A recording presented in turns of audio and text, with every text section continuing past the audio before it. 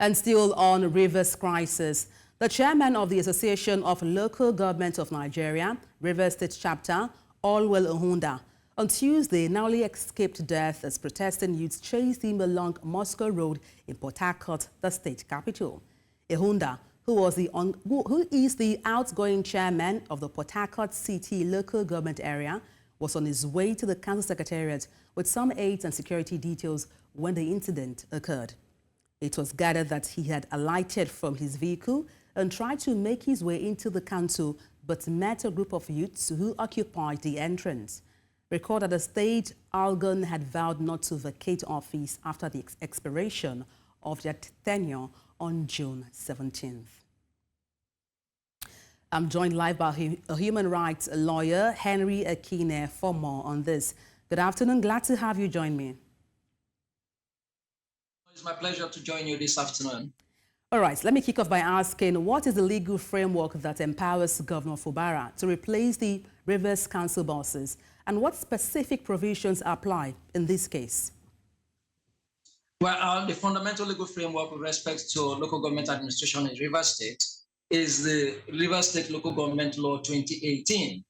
And then the instructive section that is relevant to whatever is happening in Rivers State since the last 24 hours is Section 9 of the Rivers State Local Government Law 2018. And then apparently subsection 1 of that Section 9 is clear, unambiguous, without doubt. The tenure of council members, that's elected chairman, vice chairman, or councillors in Rivers State is 3 years and is extant and sacrosanct. And the current, the immediate outgone council members were elected in April of 2021 and sworn into office, took oath of office for 3 years on the 17th of June 2021. So apparently their tenures have all expired in all 23 local government areas last night. Now, having said subsections. Okay, I was going to chip in there, just if I may. How does the replacement, for instance, of 23 council bosses impact the administrative structure of Rivers State governments? And then what are the potential consequences for local governance? Yes, let me take that with where I wanted to drop when you asked the earlier question, the legal framework that probably enabled the governor to constitute or direct the heads of local government administration to take responsibilities. Now, that same Section 9 of the Rivers State local government law was to the effect that elections in the case of Rivers State would only be conducted after the expiration of the elected council members. And then where that happens, it will mean that immediately after the expiration of the outgoing elected council members, the governor has the power to constitute caretaker committees, and that's where the governor derived the power. Rather than even constituting the caretaker committees, directed public officers who themselves are the most senior administrative officers in local government in Rivers State, are the head of local government administration, to take responsibility. I think that is within the law, within the provision of Section 9 of the Rivers State local government law. But the impact now, the impact will mean that at least we should have some reasonable stability with the transition of the immediate past local government councils. And today, at least, as we expect the resumption of work tomorrow, it's really been unfortunate and unnecessarily so, where we have reports across the local governments. Even before I got onto this discussion with you, I was trying to get the latest update across local governments, including my local government, Ahoda West local government, and then the local governments across the areas I could reach. And then with the reports that you have got just from your correspondent and then from the analyst in Port Harcourt with respect to the situation in Port Harcourt City local government, and then the closest local government also Obiakpo local government. I think that moving forward, we should really deepen our democracy to the extent that these kind of behaviors of elected public officers whose terms of office, pursuant to the oaths they've taken, have expired. And their reliance on non-existent law is most undemocratic and, of course, regrettable and ridiculous of the status of Rivers State. If I may come in at this point, Yes, Mr. Akine, because I still have a couple of questions for you. Talking about implications, what are the implications of this move on the political landscape of Rivers State? And then how might this influence future elections or also political appointments in Rivers State?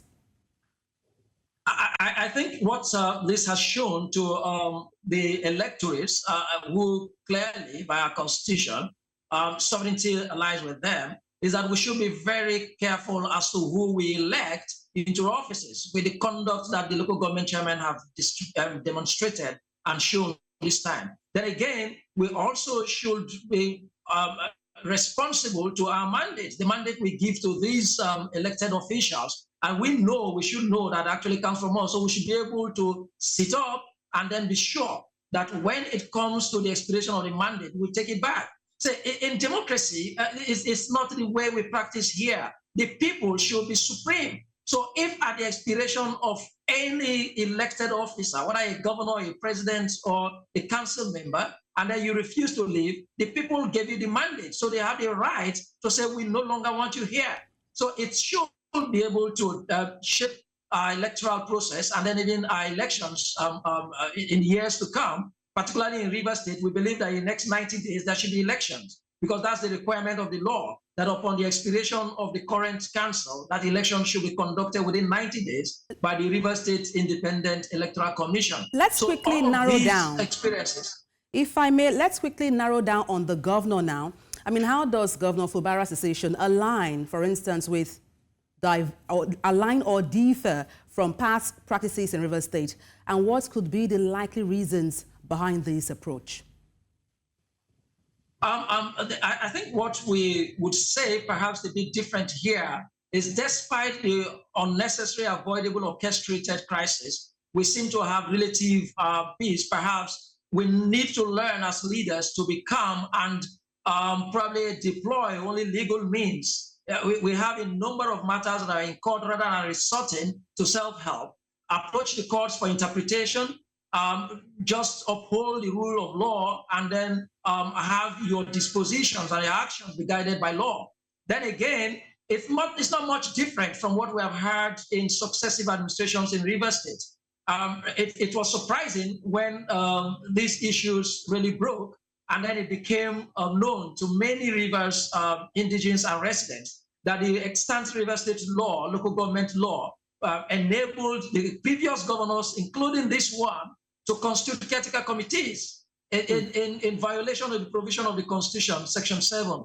But I'm afraid that's the position of an enacted law, legitimately so by the Rivers State House of Assembly. So you have had a situation where the immediate past governor of Rivers State, who is the current minister of the Federal Capital Territory, had the same law that enabled him to constitute caretaker committees when he took office, and then continued with that until he conducted elections within 90 days after the expiration of the last local councils. So for me, it's a thing that has moved from one administration to another.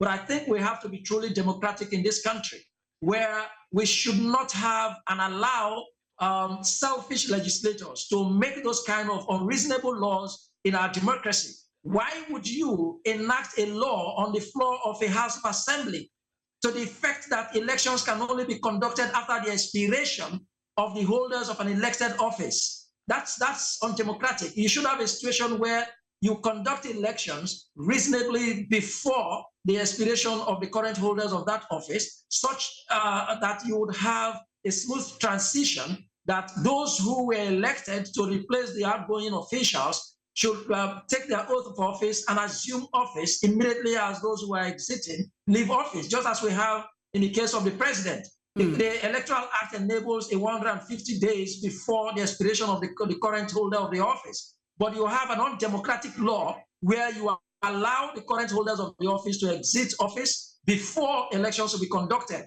So the Rivers State Independent Electoral Commission is still within the allowable limits of the law to conduct elections 90 days after the expiration. So and that's a fine place to wrap up. That could be conducting elections. I wish we had more time, but thank you so much for your perspective on the news. Henry Akine, human rights lawyer, thank you once again.